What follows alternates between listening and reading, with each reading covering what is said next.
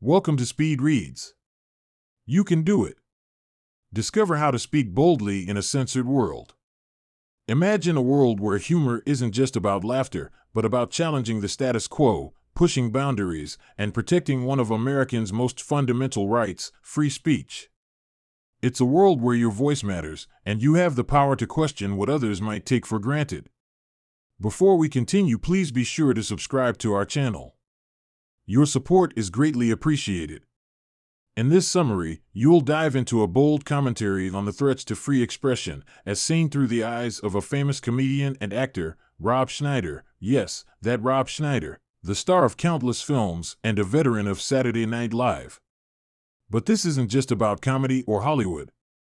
The focus here is on Schneider's unfiltered perspective, shaped by his life in the San Francisco Bay Area, his rise to fame in Hollywood, and his ongoing battles against what he calls the woke ideology stifling free expression today.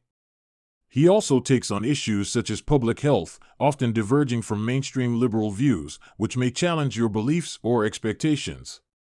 Packed with provocative commentary on today's most controversial topics, this summary will leave you thinking differently and feeling empowered to speak your mind.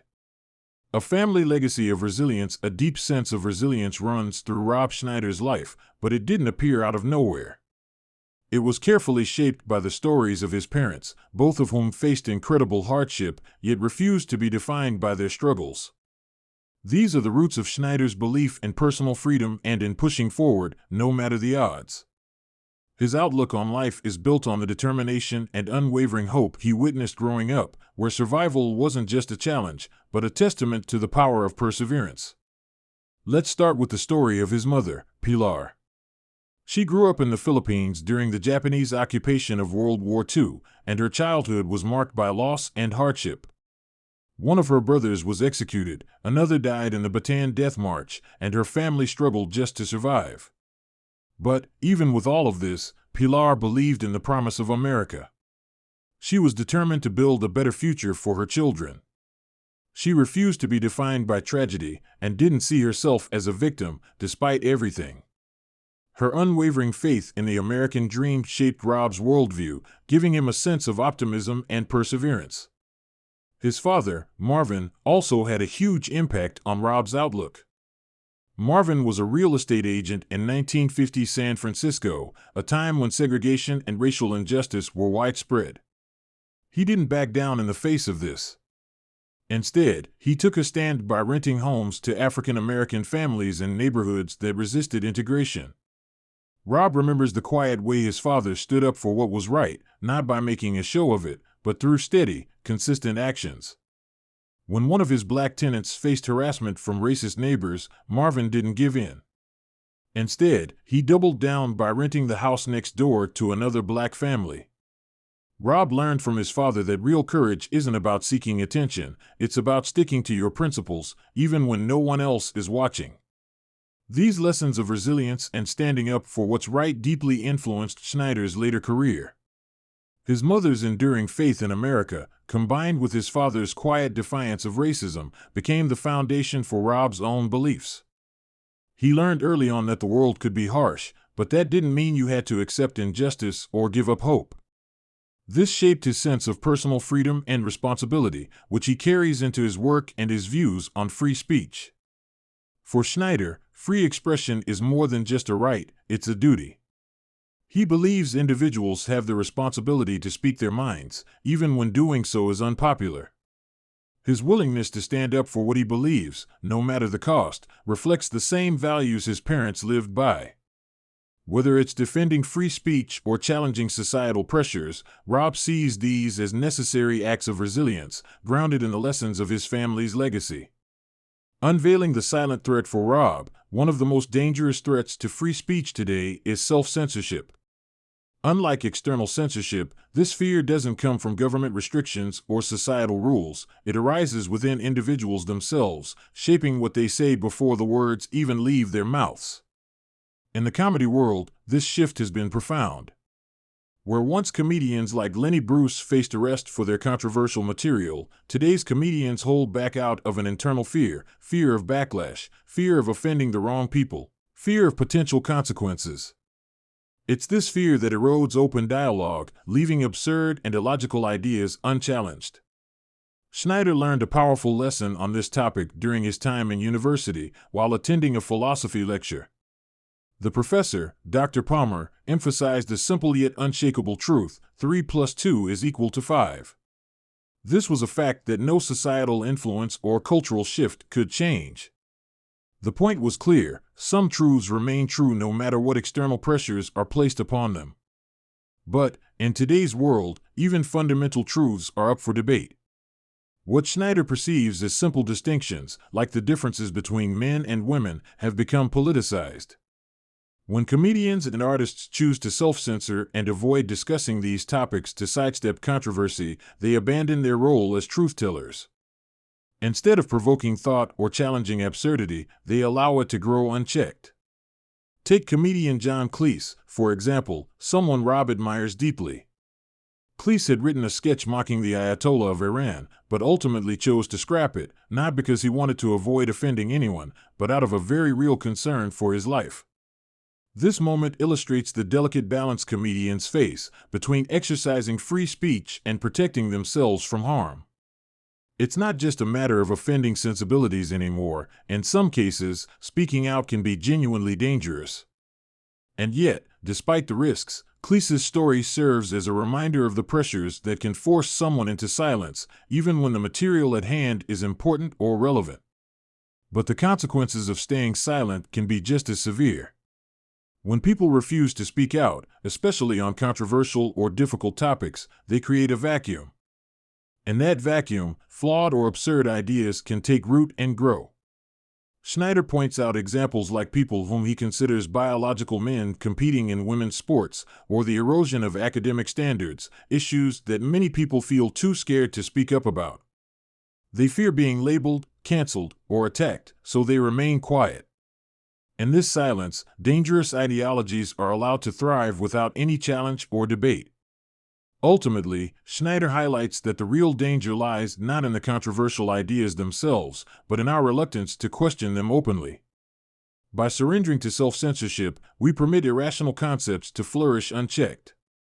To preserve the integrity of public discourse, it's imperative that individuals find the courage to speak candidly, even when their voices might shake. The subtle influence of big tech on what we see and think. The vision of an America where everyone can speak freely has always been close to the nation's heart. But Rob sees that promise fading. He believes big tech and cancel culture are choking free expression, and for him, this isn't just theory, it's affecting real lives. Schneider views giants like Google, Facebook, and Twitter as threats to how we think, talk, and even vote. These companies, once celebrated as open platforms, now control information flow with hidden algorithms. What used to be a space for open dialogue has become a filtered stream, highlighting some ideas while hiding others. Take psychologist Robert Epstein's work showing how search engines can sway voter preferences through the search engine manipulation effect. Epstein found that nearly 40% of people changed their political views based on online information presentation.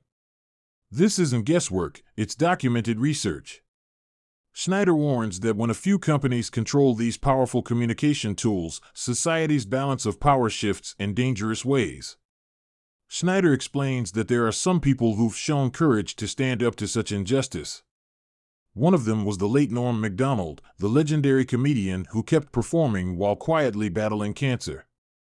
To Schneider, Norm's refusal to conform, even when facing his own mortality, shows the true essence of a comedian. Macdonald's humor often crossed lines, challenging norms and pushing boundaries. He didn't avoid controversial topics. By doing so, he reminded audiences that comedians have a unique role to speak uncomfortable truths others might sidestep. For Schneider, Norm's defiance wasn't just personal, it was a public reminder of how vital free speech is in society.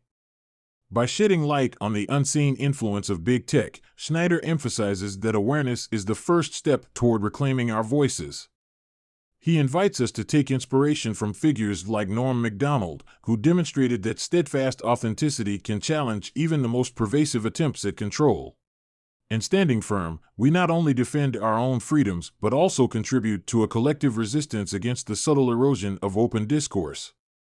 How dissenting voices are being silenced in science and medicine. If there's something that Schneider believes in more than anything, it's the importance of always questioning everything, even when society tells us to trust experts and institutions. He's no stranger to facing backlash after he's challenged accepted views on vaccines, the pandemic, and environmental policies. For him, it's about protecting the right to debate ideas that shape our world, especially in critical areas like medicine and climate science. During the pandemic, Schneider questioned mainstream medical advice on masks and vaccines, drawing criticism. He holds the view that although medical truths can change over time, the space for questioning is shrinking. There are many past medical practices that were once considered infallible but later discredited, he observes. Take bloodletting and mercury treatments, for example. At the end of the day, scientific progress depends on scrutiny and open dialogue. He observes that society today often shuts down dissenting voices instead of engaging with them. One memorable story Schneider recounts is a conversation he had with a store clerk at the pandemic's peak. When she asked him to wear a mask for her, he used this moment to discuss his view of individual responsibility and how in this day and age, it's turned into a collective obligation that can undermine personal freedoms. This anecdote highlights his larger point: public health measures, promoted in the name of safety, are sometimes used to suppress debate and enforce compliance. Schneider also speaks about the influence of powerful organizations like pharmaceutical companies, which he believes play a significant role in shaping public discourse. He mentions that in his mind, these powerful companies have stifled debate about vaccines by labeling dissent as dangerous or unpatriotic. Sharing his experience of being criticized after opposing vaccine mandates, he sees this as a sign of deeper societal issues through which critical discussions are dismissed. He doesn't stop at medicine. Schneider extends his critique to climate science, feeling that skepticism is often met with hostility instead of open discussion.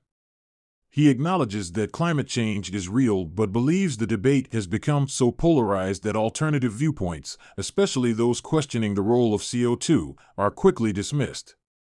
There are plenty of parallels here with historical scientific mistakes, he says, and warns against confusing consensus with certainty. Schneider's main message is that free speech is essential for progress. In medicine, climate science, or any field, suppressing different opinions hinders innovation. Through personal stories, public controversies, and a touch of humor, he advocates for keeping the conversation open, especially when important issues are at stake. His appeal is not to reject expertise, but to engage with it critically, ensuring that advancements are forged through rigorous scrutiny rather than passive consent. The growing threat of cancel culture: if there's one thing that everyone is probably aware of nowadays, it's cancel culture, which has become pervasive. From comedians to public figures, many people who step outside perceived social norms often face swift, brutal backlash. Schneider, familiar with controversy, is no stranger to this cultural phenomenon. Cancel culture, in his view, actually stifles creativity and silences the very voices we need most, those that challenge the status quo. For Schneider, this fight is deeply personal. As discussed in the last section, Schneider's willingness to question the mainstream narrative during the COVID-19 pandemic placed him directly in the crosshairs of those determined to silence dissent. The backlash came swiftly. One of the most memorable moments was when he tweeted that late-night comedy had turned into indoctrination by comedic imposition and likened the audience's reaction to a liberal Klan meeting. This sparked an immediate firestorm online. The media and social media commentators alike descended on him, labeling him a conspiracy theorist and accusing him of promoting dangerous misinformation. It wasn't just the public attacks that hit hard. Schneider noticed the air collapsing around him in Hollywood. As the pandemic raged on, his ability to appear on certain platforms seemed to disappear. Networks that once welcomed him no longer returned his calls. Public figures, including late-night hosts like Jimmy Kimmel, Howard Stern, and others, openly mocked those who questioned vaccines, with Kimmel famously stating, "Screw your freedom," and calling anti-vaxxers horse gobblers. This sanitization of comedy deeply disturbed Schneider. Late-night shows, once full of diverse perspectives, now produce predictable, partisan narratives. And audiences, instead of laughing at the wit, seem more interested in applauding rhetoric that aligns with their worldview. For Schneider, this shift signals something far more dangerous: the erosion of a space where opposing views can coexist. Despite the darkness of cancel culture, Schneider sees glimmers of hope. He points to Elon Musk, who, according to Schneider, stands up as a rare figure among tech billionaires actively defending free speech. This is despite what Schneider interprets as the immense personal and financial risks of Musk's actions, whether it's allowing open dialogue on social platforms or challenging authoritarian governments. They serve as a beacon in a world where most tech giants seem more concerned with controlling narratives than preserving freedom. Schneider finds in Musk an example of the courage needed to resist cancel culture's encroaching boundaries, and he calls on others to follow suit. That's the thing, it's not just the Musks and Schneiders of the world who need to make their voices heard. In fact, it's up to all of us to champion the cause of free expression collectively. Only by embracing open dialogue and resisting the urge to silence dissenting voices can we safeguard individual liberties while enriching the societal fabric with a diversity of thought. Schneider knows the stakes, and he's ready to face them. The question he poses is whether the rest of us are willing to do the same. Final summary. In this summary to You Can Do It by Rob Schneider, you've learned that Rob is a passionate advocate for free speech and believes in the power of challenging societal norms. Shaped by his family's resilience, his mother's belief in the American dream, and his father's quiet defiance of racism taught him the importance of standing up for what's right. These values fuel his stance against self-censorship, cancel culture, and big tech's control over information. For Schneider, preserving open dialogue is essential for confronting difficult truths, ensuring that creativity and free expression continue to thrive in an increasingly polarized world. Okay, that's it for this speed read. We hope you enjoyed it.